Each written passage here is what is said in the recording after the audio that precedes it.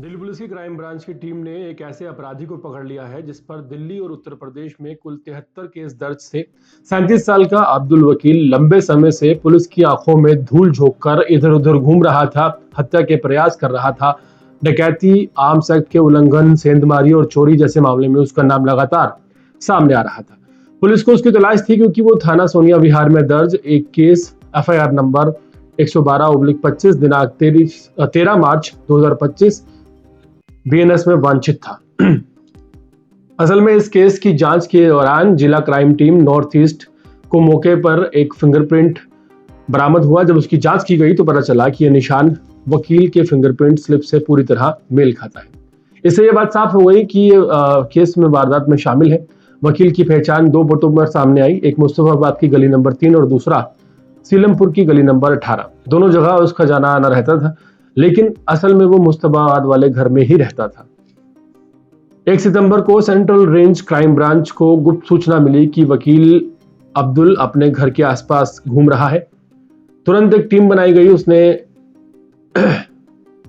जिसमें head constable Sandeep और बाकी लोग शामिल थे और सुनील कुमार भारद्वाज की देखरेख में और ACP राजवीर मलिक के पर्यवेश में टीम शास्त्री पार्क होते हुए मुस्तफाबाद पहुंची और इलाके में अब्दुल वकील के बारे में पूछताछ की। धीरे धीरे स्पष्ट हो गया कि वो अपने घर पे ही छुपा हुआ है। उसके बाद पुलिस ने आसपास जाल बिछाया और सही समय देखकर उसे धर दबोचा।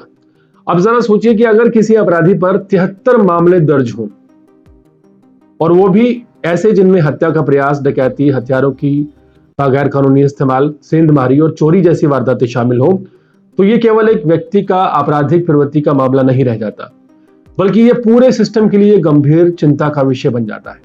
सवाल ये उठता है कि आखिर इतने सारे मामलों में दर्ज और पकड़ा जाने वाला व्यक्ति कैसे बार बार कानून की पकड़ से निकल जाता है और फिर से नए अपराध को अंजाम देने लगता है। अब्दुल वकील जैसे अपराधी समाज के लिए सिर्फ खतरनाक नहीं है, बल्कि ये पुलिस, न्याय व्यवस्था और प्रशासन की कार्यशैली पर भी गंभीर सवाल उठाते हैं। जब कोई अपराधी दर्जनों बार पकड़ा जाए लेकिन हर बार छूटकर फिर से वारदात करने लगे, तो इससे यह साफ है कि या तो कानून में खामियां हैं या फिर उसके लागू करने में गंभीर कमियां हैं। इस तरह के अपराधियों का जिंदा और आजाद घूमना आम आदमी की सुरक्षा के लिए सीधी चुनौती है।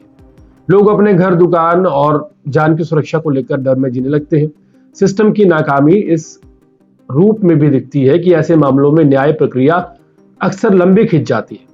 केस सालों साल चलते रहते हैं, गवाह कमजोर पड़ जाते हैं, सबूत कमजोर कर दिए जाते हैं और अपराधी छूटकर फिर से वही काम शुरू कर देता है। यही वजह है कि अब्दुल वकील जैसे लोग ना सिर्फ पुलिस बल्कि पूरी व्यवस्था के लिए एक चुनौती बन जाते हैं। पुलिस का बार बार पकड़ना सराहनीय है, लेकिन सवाल यह है कि पकड़ने के बाद आखिर सजा क्यों नहीं होती, या अपराधी आसानी से छूट जाता है तो सारी मेहनत बेकार जाती है।